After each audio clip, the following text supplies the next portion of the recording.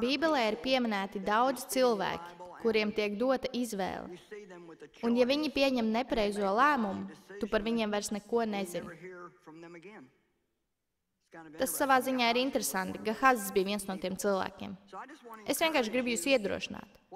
Visu, ko jūs dariet, dariet ar ekscelenci un it sevišķi tajos mirkļos, kad neviens neskatās.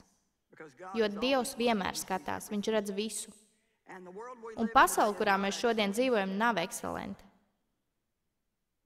Tā paliek arvien vairāk nolaidīga un arvien vairāk velk uz viduvējības pusi.